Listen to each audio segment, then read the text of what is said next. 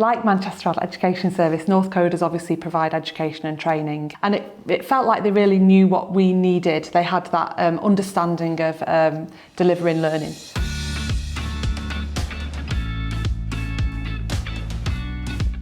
I'm Nuala and I lead the Talk English programme for Manchester Adult Education Service, which is part of Manchester City Council.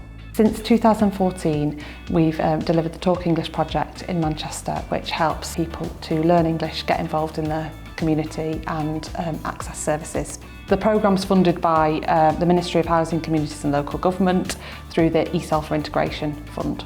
We recognise that some of the learners that we work with might not have the technology, the language, literacy or digital literacy skills needed to access other online learning platforms. So we wanted to create something that enabled learners to communicate and interact safely with their teacher and other students, and also a place where people could track and evidence their learning and progress.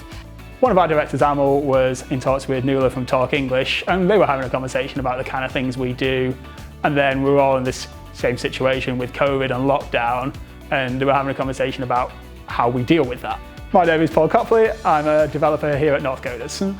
Northcoders are a coding bootcamp based out of Manchester and Leeds, and it's the place where I first learned to code and where I learned that I could do what I love for a job. As well as teaching people and taking them on their first steps through coding, we've now started to do some external development projects and develop software for external clients. We kind of met with the team and they explained what they were currently doing and how they were dealing with this remote situation.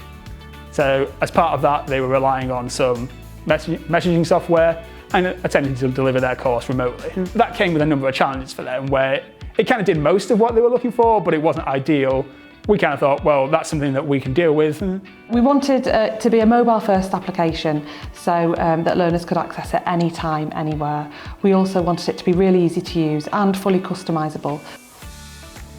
We're very proud of what we've made. Considering the timescale and how much work we put into this, we're really happy to kind of see it be there and live and kind of doing what it's supposed to do. It's just really satisfying to see it go well and to kind of get some positive feedback and know that what you set out to do actually worked. My name's Sam Orton. I've been teaching for 27 years, mainly teaching ESOL and a lot in community. I think I was a bit sceptical at first. I was thinking, oh, why do we need this app? But it's actually brilliant because we can put in our own content, and it's kind of like more straightforward that we know where everything is. You've got your students there, you've got a chat, you've got lots of different activities for them to do.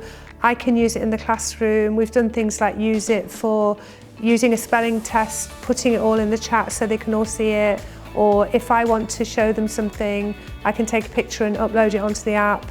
I've got all their learning plans there. So I like the fact that all those things are in one place. It makes it very straightforward for me. Our experience of teaching has changed massively anyway because of coronavirus, but the app has really helped with that. One of the really good things is that I can see whether or not they are working at home, so I don't have to just sort of ask them. I can look on their progress and actually see the progress moving, and that is really, really useful because it helps us communicate.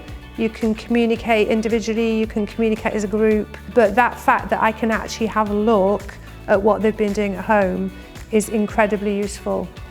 So we're really pleased with the app and we see so much potential for how we're going to use it. Already we've been using it for a month now and we're constantly finding new ways that we could use it both in and out of the classroom to support learners to learn independently, consolidate what they've learnt in class and feel ownership of their learning.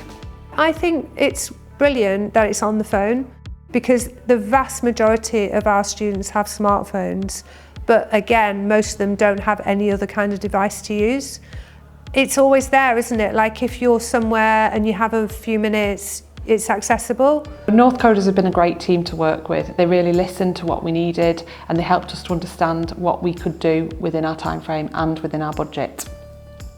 So working with Talk English was an absolute pleasure. They were really, really nice to work with, but it was nice to have a client that was so responsive to feedback and was so keen to kind of like come to us, not only with feedback on things we've done, but ideas as well, for like just having them say like, okay, I thought of this, can we have this? That was really, really nice to kind of get from them.